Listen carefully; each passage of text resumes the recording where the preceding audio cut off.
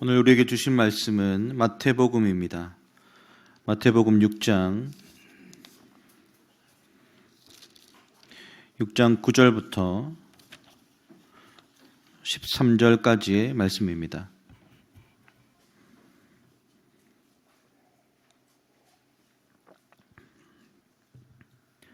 우리 다 찾으셨으면 우리 한 목소리로 9절부터 13절까지는 읽도록 하겠습니다. 시작. 그러므로 너희는 이렇게 기도하라. 하늘에 계신 우리 아버지여, 이름이 거룩히 여김을 받으시오며 나라가 임하시오며 뜻이 하늘에서 이루어진 것 같이 땅에서도 이루어지이다. 오늘 우리에게 일용할 양식을 주시옵고 우리가 우리에게 죄 지은 자를 사하여 준 것 같이 우리 죄를 사하여 주시옵고 우리를 시험에 들게 하지 마시옵고 다만 악에서 구하시옵소서. 나라와 권세와 영광이 아버지께 영원히 있사옵나이다. 아멘. 오늘 야베스, 아굴, 예수님의 기도라는 제목으로 목사님 말씀 증거해 주시겠습니다.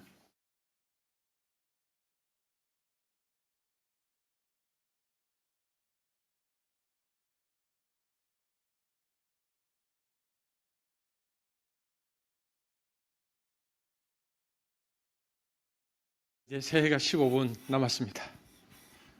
그리고 그 새해를 맞이하는 첫 예배부터 졸 수 없잖아요. 자면 안 되잖아. 우리 그래서 제가 오늘 오전에도 말씀드렸지만 새해 축복을 먼저 좀 하십시다. 우리 또 옆 사람에게 보면서 새해 축복, 옆 사람에게 가장 기분 좋은 말로 새해 축복 한번 해주십시오. 옆 사람에게, 집 사람에게.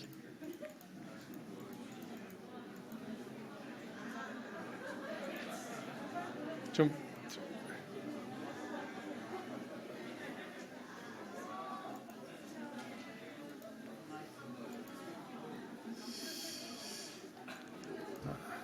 그리고 그 사역지원부의 기도가 너무 좋습니다. 이 기도가 하나도 땅에 떨어지지 않고 우리가 이 기도를 통해서 한수비 또 하나님의 온전한 도구로 쓰임 받았으면 좋겠습니다.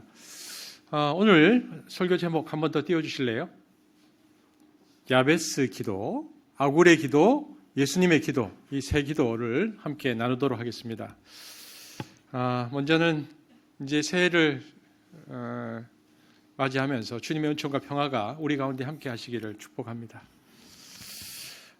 늦은 밤 우리가 이곳에 모인 것은 또 주님 안에서 형제 자매된 이들과 더불어서 주님을 예배하면서 새로운 한 해를 맞이하기 위해서 우리가 모였습니다. 제가 오늘 그 얘기도 꼭 하고 싶었는데 우리 허태원 형제 너무 멋있습니다. 제가 그 얘기 꼭 하려고 했었습니다. 앞자리에 어떤 느낌이냐, 그 예대 교수님 같으십니다. 우리가 한 해를 돌아보면 힘겨웠던 한 해를 마감할 때마다 우리는 양가 감정에 사로잡힙니다.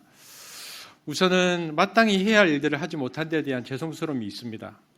하나님의 부르심에 책임적으로 응답하지 못했다라는 그 마음이 있죠. 신앙의 나이테는 하나둘 늘어가는데 신앙의 열매는 참 부실하기 그지없다라는 생각들을 해마다 하게 됩니다. 지난해에 있었던 23년도에 있었던 어려운 일들을 굳이 반복해서 말하지 않겠습니다. 참 힘겨웠고 아팠고 무기력했습니다. 그리고 우리가 분노에 사로잡히기도 했습니다. 그리고 그 아픔은 개인과 가정과 또 사회적으로 지금도 역시 가시질 않습니다. 그럼에도 불구하고 우리 안에 감사도 있습니다. 넘어서고 일어서기를 반복하는 가운데서도 하나님의 은총이 우리를 든든히 붙잡고 계셨기 때문입니다. 무엇보다 하나님의 오래 참으심이 너무나 고맙습니다. 못났다 버리지 않으시고 있는 그대로의 모습을 받아들여 주시고 가끔 당신의 영을 우리 가운데 불어넣어 주셔서 하나님의 마음을 깨닫게 해주신 것은 말로 표현할 수 없는 은혜입니다. 우리를 사랑하는 이들이 있다는 것, 그리고 우리가 사랑해야 할 이들이 있다는 것이 또한 큰 은혜였습니다. 덫처럼 여겨졌던 일들이 우리 영혼이 하나님으로부터 멀어지지 않도록 해주는 닻이었음을 뒤늦게 깨닫곤 했습니다. 12월 들어서 제 귓전에 뱅뱅 도는 시가 하나 있습니다. 독일의 선교자인 디트리트 보네포 목사의 시인데 히틀러 암살 모의에 연루되어서 테켈 형무소에 수감되었던 그가 1944년 12월 28일에 자기 약혼자인 마리아 폰 베덴마이어에게 보낸 것입니다. 그 첫 번째 연을 제가 읽어드리겠습니다. 제가 12월에 계속 되뇌었던 시입니다. 신실하신 주님 팔에 고요히 둘러싸인 보호와 위로 놀라와라. 이렇게 나는 나날이 그대들과 같이 살렵니다. 그리고 그대들과 함께 새해를 맞으렵니다. 그는 히틀러가 거짓주로 등장하면서 사람들을 폭력과 광기로 몰아대는 현실을 묵과할 수 없었습니다. 그는 자기 시대를 참 주님이 누구이신지를 분명하게 식별하고 고백해야 하는 시대라고 생각했습니다. 의를 위하여 싸우다가 감옥에 갇힌 그는 그래서 신실하신 주님 팔에 고요히 둘러싸인 보호와 위로 놀라워라라고 노래합니다. 그를 낙심치 않도록 지켜준 것은 주님에 대한 깊은 신뢰 그리고 사랑하는 이들의 존재였습니다. 새해를 눈앞에 둔 시점에서 우리가 예배를 드리려고 모였지만 사실 희망은 그다지 보이지 않습니다. 하지만 사랑하는 이들과 더불어서 산자의 땅에서 새해를 맞이할 수 있다는 사실을 그는 기꺼워했습니다. 오늘 저는 그래서 이 시와 더불어서 야베스의 기도와 아굴의 기도와 예수님의 기도를 통해서 새해를 맞이하는 우리 공동체의 삶의 지향을 새롭게 해보고 싶습니다. 먼저 우리가 살펴볼 것은 야베스라는 사람입니다. 야베스의 기도인데 오늘 성경 본문을 제가 읽지 않았지만 이제부터 읽으면 됩니다. 야베스의 기도는 역대상 4장 9절에서 10절에 나옵니다. 함께 한 목소리를 읽겠습니다. 시작. 야베스는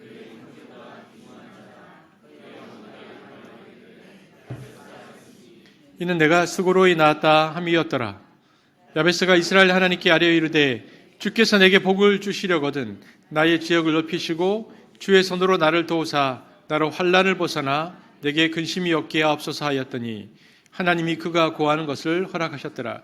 여러분 지금 청년들은 잘 모를 텐데 지금 40대, 50대는 야베스 어디서 들어보셨죠? 혹시 기억나십니까? 야베스의 어떤 유명한 책이 있었는데 야베스의 기도라는 책입니다. 혹시 청년들 중에서 들어본 분이 있을지 모르겠습니다. 야베스의 기도로 우리에게 굉장히 유명해진 사람입니다. 근데 여러분, 대체로 유명해진 말씀은 잘못 해석된 경우가 많습니다. 야베스의 기도라는 책도 마찬가지입니다. 저는 2000년도를 기억합니다. 지금부터 23년 전인데 야베스의 기도라는 책이 장기 베스트셀러 1위에 반열에 올랐다면서 지인으로부터 받아든 부피가 얼마 되지 않는 책을 제가 그때 단숨이 읽었던 기억이 납니다. 그리고 읽고 나서 저는 서글픔과 안타까운 마음을 금할 수 없었습니다. 그 이유는 다른 것이 아니었습니다. 어떻게 이런 수준과 내용의 책이 베스트셀러가 될 수 있는가에 대한 놀라움이었습니다. 이 책은 자신이 구하는 것이 무엇인가에 대한 반성적 성찰을 바탕으로 하나님 나라에 가까이 가는 삶을 일깨우보다는 현재 자신이 바라는 것을 기도를 통해서 얻으라는 식의 기복주의적 공고에 치중해 있었습니다. 물론 그는 하나님의 뜻에 자신을 맞추도록 해야 한다고 언급하고 있지만 그의 예중과 중심 메시지는 전혀 달랐습니다. 처음 이 책이 출판되었을 때에 미국에서는 소위 야베스의 기도를 새겨넣는 기도패가 다량으로 판매되기도 했습니다. 많은 미국 크리스찬들이 이 야베스 기도패를 몸에 차고 다니며 기도하면 부자가 되고 그 사업과 사역이 확장되어 영향력이 있는 사람이 된다는 이상한 믿음이 유행한 결과입니다. 과연 이런 현상을 우리는 어떻게 바라보아야 할 것인가? 이런 기도 자세는 기도를 하나님과의 언약 관계에 기초한 인격적인 고백과 간구로 보지 않고 이방인들이 중언부언하는 일종의 주문이나 부족으로 보는 것입니다. 이사야서 1장 15절에서 17절 한번 읽어보겠습니다. 시작. 너희가 손을 펼 때에 내가 눈을 가리우고 너희가 많이 기도할지라도 내가 듣지 아니하리니 이는 너희의 손에 피가 가득함이니라. 기도자의 삶이 아름답지 않으면 아무리 종교 행위로서의 기도를 많이 하여도 귀를 막으시는 분이 우리 주님이십니다. 그리고 이 야베스의 기도는요, 그 내용을 신학적으로 살펴보면 장애인의 기도일 가능성이 매우 높습니다. 하나님께서는 고통이 많은 장애인의 삶에 긍휼을 베푸신다는 것이 야베스 기도의 본질입니다. 그런데 이것을 보다 더 물질적인 부와 명성을 쌓기 원하는 현대 중산층 크리스찬들이 황금 숭배적이고도 천민 자본주의적 욕구에 아주 잘 어울리는 기도문으로 바꿔 놓았으니 참으로 통탄할 일입니다. 그러므로 야베스의 기도는 원래 성경이 주는 메시지보다 한참 부족한 책이고 메시지가 왜곡된 책입니다. 그래서 정말 야베스의 기도가 어떤 기도인지를 우리가 먼저 살펴볼 필요가 있습니다. 야베스라는 인물에 대한 정보는 다른 곳에서 찾아볼 수 없습니다. 우리가 알 수 있는 것은 그의 탄생이 평범하지 않았다는 것뿐입니다. 그것이 그의 어머니의 상고였는지 다른 사정이었는지는 알 수 없지만 그의 탄생은 어머니에게 엄청난 큰 고통을 안겨주었습니다. 그래서 어머니는 그의 이름을 야베스라고 지었습니다. 이 이름은 히브리어로 고통을 뜻하는 오체브라는 단어에서 자음의 순서를 바꾼 야페츠의 영어식 표기입니다. 얼마나 힘겨웠으면 아들의 이름을 이렇게 지었겠습니까? 야베스는 어쩌면 고통이라는 숙명을 타고난 것인지도 모르겠습니다. 그래서 장애인의 기도일 것이라 추측하는 것입니다. 우리가 이 야베스의 기도를 이해하기 위해서는 주목해야 할 한 가지 사실이 있습니다. 역대기서에 기록되고 있는데 역대기서의 기자가 야베스의 기도가 실려있는 이 본문을 보면요, 유다 자손들의 이름을 쭉 나열하다가 야베스라는 인물에 대해서 비교적 자세히 설명하고 있습니다. 그 까닭이 무엇일까요? 그것은 역대기서의 삶의 자리를 이해해야만 대답할 수 있는 질문입니다. 역대기서의 독자들은 바벨론 포로 생활에서 귀환한 사람들이었습니다. 그들은 척박한 땅을 개간하고 호의적이지 않은 이웃들과 늘 대면하며 살아야 했습니다. 삶은 힘겨웠고 미래에 대한 전망은 밝지 않았습니다.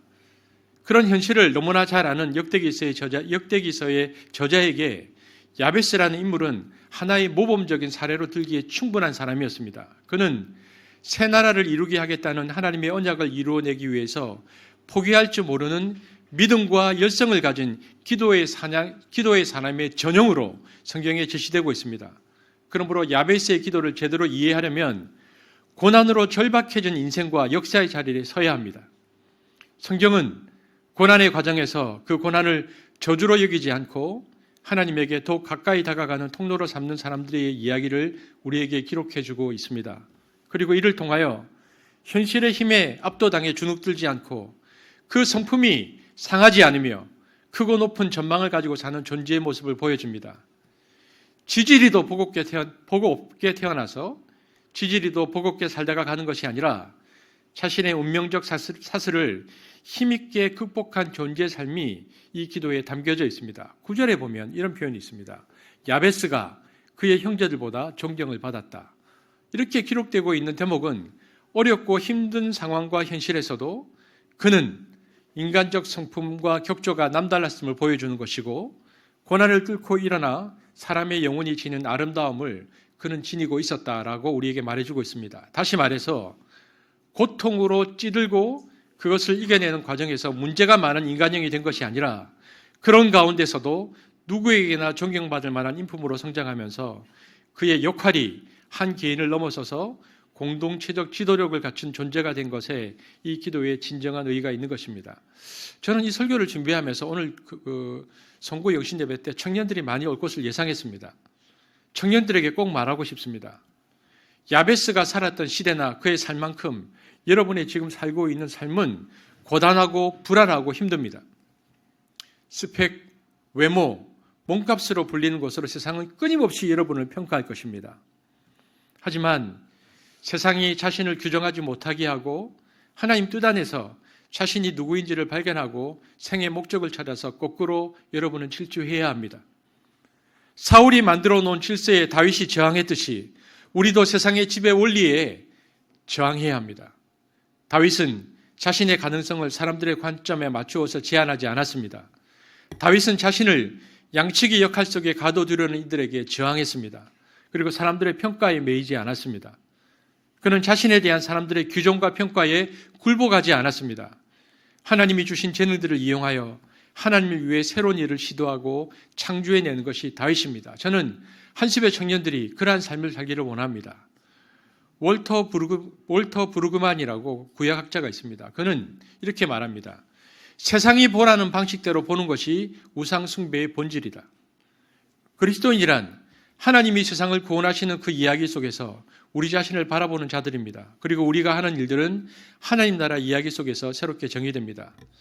여러분, 믿음의 반대말은 숙명론이라고 사람들이 말합니다. 물론 세상에는 우리가 아무리 노력해도 바꿀 수 없는 일들이 있습니다. 그런 것은 있는 그대로 수용하는 것이 지혜입니다. 하지만 노력해서 바꿀 수 있는 일이라면 최선을 다해야 합니다. 야베스는 자기에게 더 씌워진 고통의 숙명을 벗어던지기 위해 노력했고 끊임없이 하나님 앞에 엎드렸습니다. 그래서 그는 역동적인 삶으로 숙명을 극복한 사람이 되었습니다. 여기 보면 나의 영토를 넓혀주시고라는 이 대목이 있는데 이 대목은 토지 소유에 대한 열망을 의미하는 것이 아니라 하나님의 뜻에 따라 감당해야 할 인생과 역사에서의 영역이 넓어지는 것을 지향하고 있습니다. 여러분, 2024년도를 이제 딱 2024년도가 지금 시작되었습니다. 그런데 지금도 예배를 드리지만 숙명론적인 정서에 빠진 분이 계십니까? 새로운 한 해 앞에서도 별반 다를 것 없다는 무기력과 패배의식에 사로잡혀 있는 분이 계십니까? 야베스와 같은 기도를 하나님께 바치십시오. 그리고 하나님이 주시는 힘으로 숙명의 너울을 벗어 던지시기를 바랍니다. 야베스의 기도는 어쩌면 생존의 위기에 처한 이들이 드리는 절박한 기도인지도 모르겠습니다. 야베스의 기도가 귀중한 것은 그래서 고통에 억눌려 살 희망을 잃어버리거나 또는 그로 인해 마음에 분이 끓어서 그 성품이 독해지기 쉬운 현실을 극복하고 높은 꿈과 성숙하고 존귀한 인간성을 길러나간 마음에 있습니다. 하나님은 야베스가 구하는 것에 어떻게 응답하셨습니까? 4장 10절에 보면 하나님이 그가 구하는 것을 허락하셨더라. 하나님은 그의 기도를 들어주셨습니다. 아무리 힘들고 어려운 현실이 여러분 앞에 있다 할지라도 야베스의 기도를 통해서 야베스의 기도와 같은 기도를 통해서 그 현실을 하나님 앞에서 뚫고 나가는 여러분 되기를 축복합니다.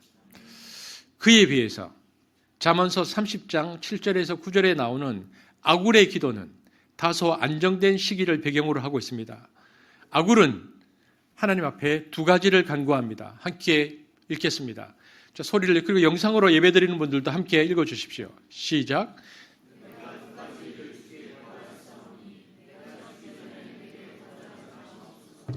곧 헛된 것과 거짓말을 내게서 멀리하옵시며 나를 가난하게도 마옵시고 부하게도 마옵시고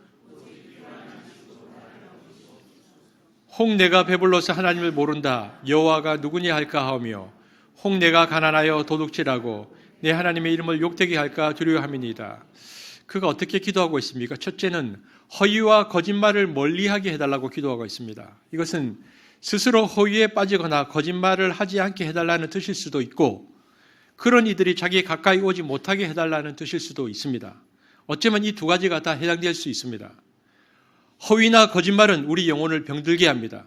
실속은 없으면서 남에게 그럴싸하게 보이기 위해 겉꾸미는 행동이나 순간의 어려움을 모면하기 위해서 지어내는 거짓말은 결국은 자기를 포박하는 줄이 되고 맙니다. 그래서 예수님은 진리가 너희를 자유롭게 할 것이라고 말씀하신지도 모르겠습니다.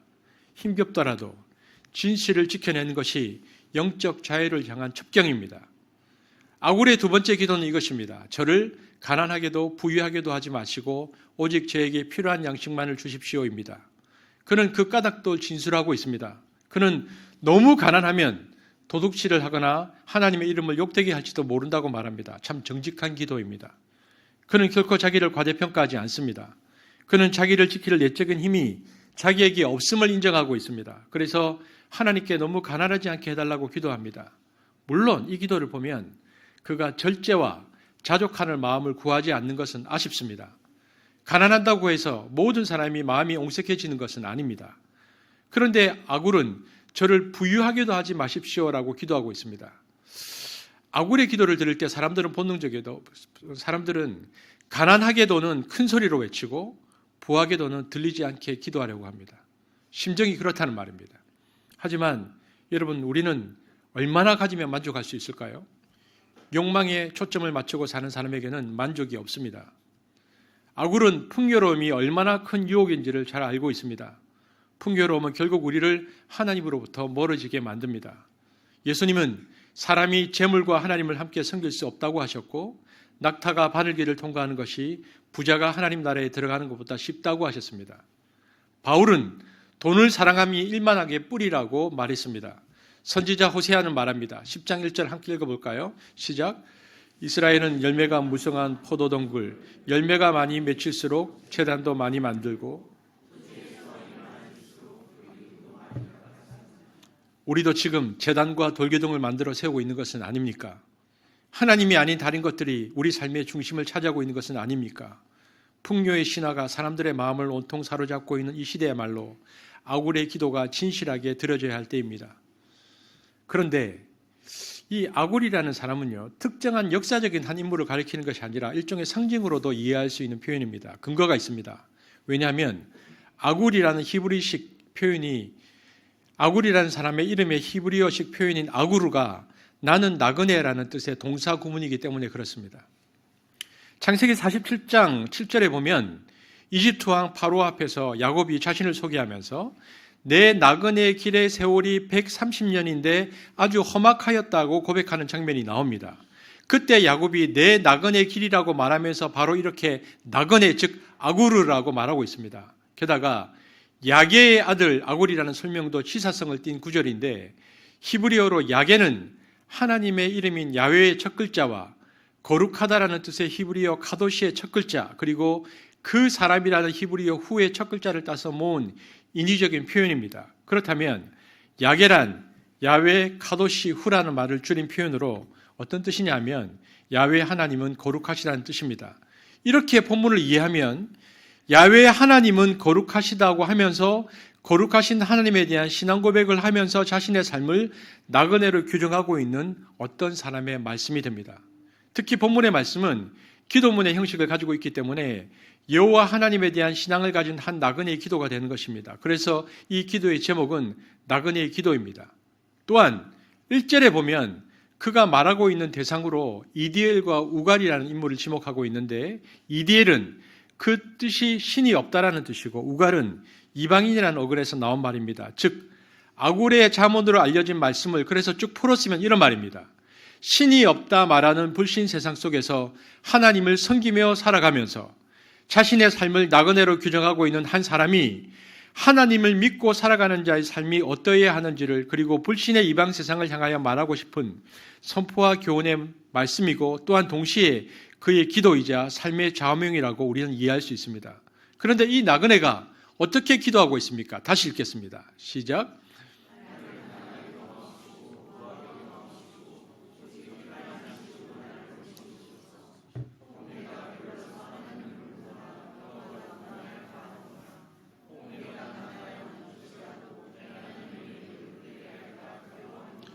이 얼마나 공감이 가는 기도입니까? 이 기도야말로 나그네의 정신이 담긴 기도입니다. 해가 바뀔 때마다 우리가 명심해야 할 것은 우리가 본향 찾는 나그네라는 사실입니다.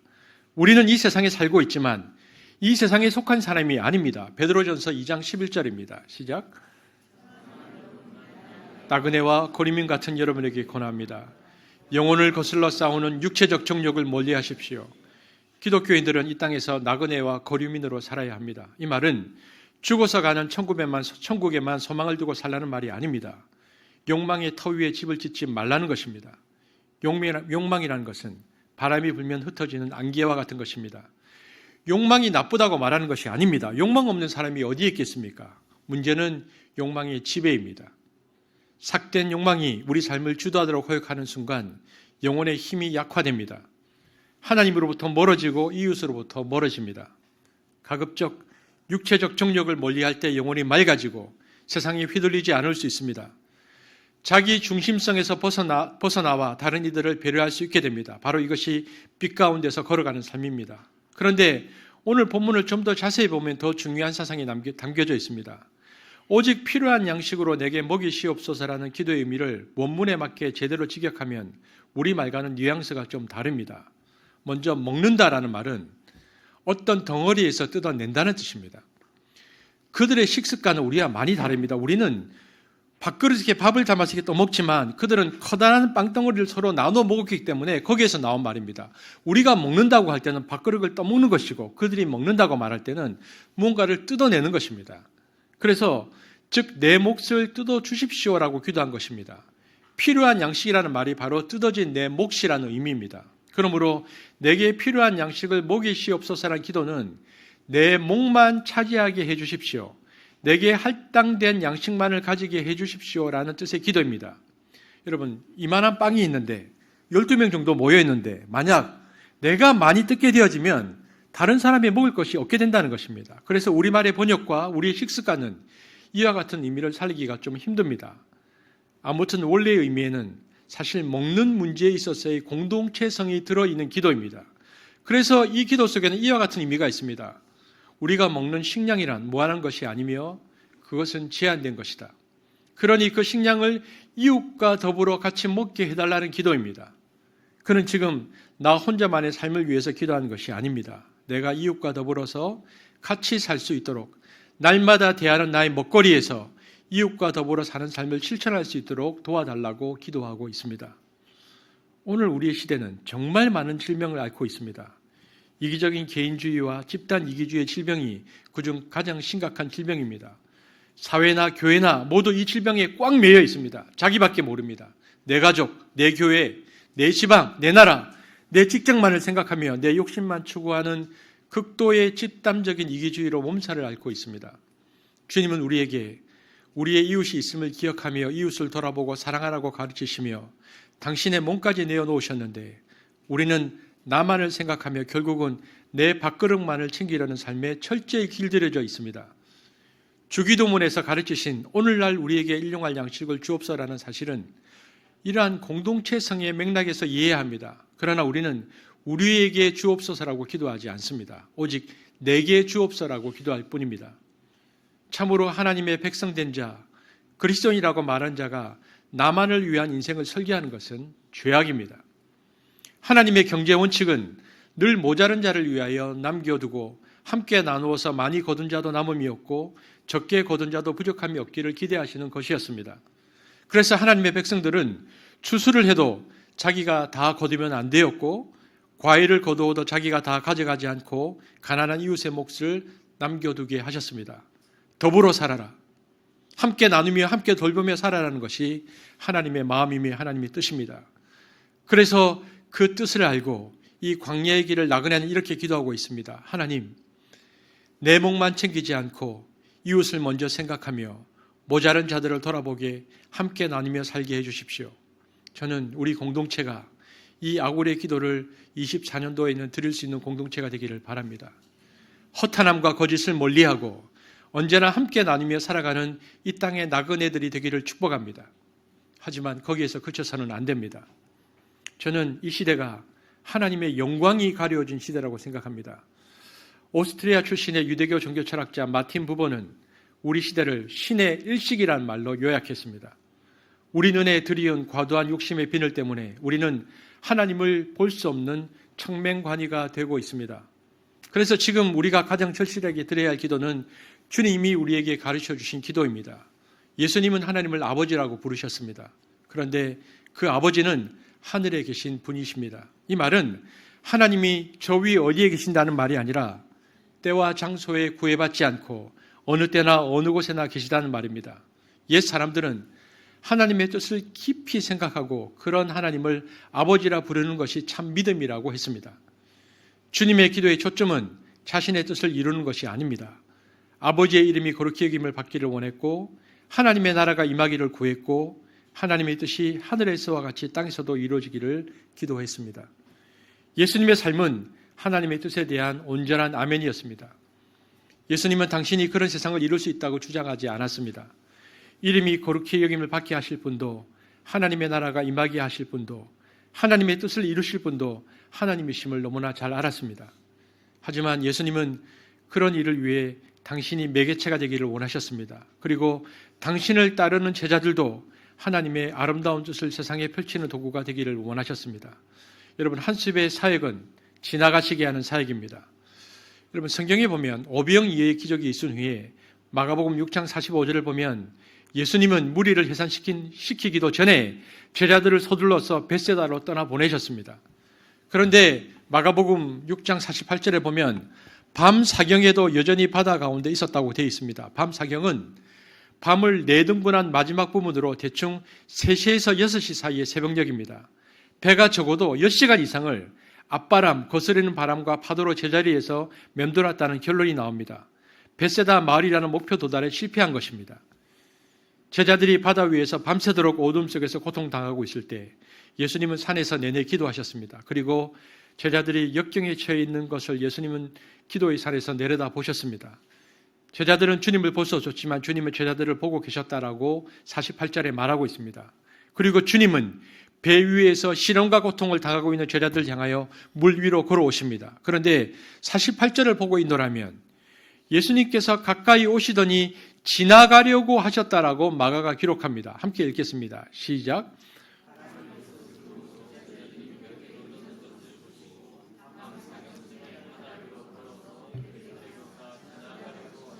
저희 교회에서 세가족 공부를 하시는 분에게 제가 꼭 강조하는 성경 구절입니다. 여러분, 여기서 지나가려고 하셨다는 말은 헬라 원전에서 에델렌이라는 단어입니다. 작정했다라는 뜻입니다. 예수님께서 지나가시기로 작정하셨다는 것입니다. 왜 예수는 제자들이 풍랑 위에서 죽게 되었다고 말하고 있는데 탄배로 곧바로 들어오지 않고 그냥 지나쳐 가려고 작정하셨을까? 여러분, 지나가는 행위는 하나님의 나타나심, 임재를 표현하는 방식입니다. 구약 성경에는 하나님의 초호성 때문에 아무도 하나님을 직접 보고 살아남을 길이 없었습니다. 그래서 하나님이 나타나실 경우에 사람이 하나님의 모습을 비스듬히 슬쩍 보게끔 하나님께서 지나가셨습니다. 출애굽기에도 열왕기상에도 그랬습니다.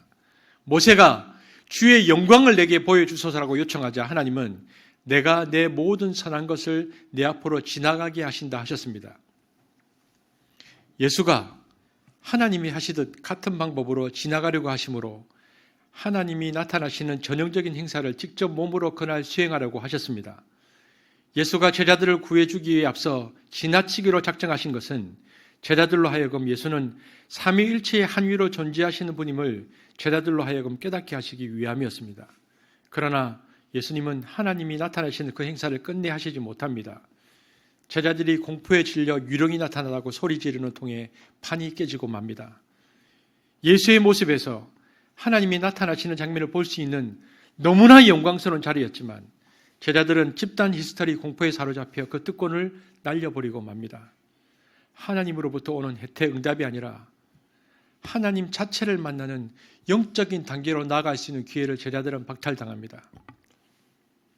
왜 그럴까요? 여러분, 눈에 보이는 현상을 넘어서 하나님의 본질을 경험하려고 하면 우리에게 두려움이 밀려옵니다.